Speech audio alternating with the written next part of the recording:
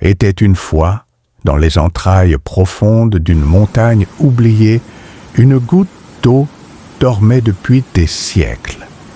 Coincée entre les pierres et les racines, elle écoutait chaque jour les battements sourds de la terre. Son nom était Onde, et elle ne savait encore rien du monde extérieur. Un jour, un tremblement doux, presque une caresse, la réveilla. Une racine fendit la roche, un souffle chaud la guida, et Onde se mit à couler. Pour la première fois, elle bougea libre. Elle glissa lentement, découvrant les galeries sombres, puis une fissure, puis la lumière.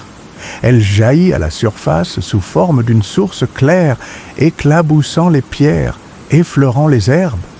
Autour d'elle, la forêt s'étira, les feuilles s'agitèrent comme pour l'accueillir. Onde avait quitté l'ombre. Elle était née. Elle devint ruisseau, sinuant entre les mousses et les fougères. Elle vit les insectes danser au-dessus de son dos, les oiseaux venir boire à ses bords. Elle entendit les arbres murmurer entre eux. L'eau est revenue, la vie peut continuer.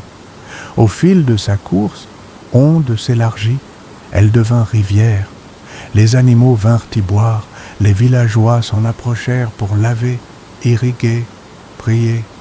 Elle découvrit le pouvoir qu'elle portait en elle, celui de faire pousser, de soigner, de faire vivre.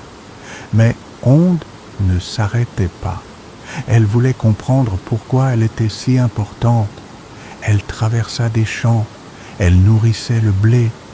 Elle entra dans les villes où les enfants riaient dans ces vagues. Mais elle vit aussi des tuyaux, des déchets, des murs de béton. Elle murmura « Pourquoi me blesse-t-il alors que je ne fais que donner ?» Une vieille femme assise au bord d'un puits lui répondit sans même la voir « Parce qu'ils ont oublié que sans toi rien ne vit. Tu es la mémoire de la terre, la première chanson du monde. » Alors Onde pleura et de ses larmes naquirent des fleurs. Elle poursuivit sa route et un jour, elle atteignit l'océan. Là, des milliards de gouttes comme elle dansaient avec le vent. Certaines venaient du ciel, d'autres des montagnes comme elle. Toutes partageaient une même vérité.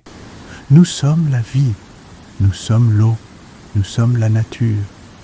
Et dans cette immensité, Onde comprit que sa mission n'était pas de rester pure, mais de circuler, d'apprendre, de relier. Elle était une messagère, un lien entre le ciel et la terre, entre les humains et les arbres, entre la mémoire et l'avenir.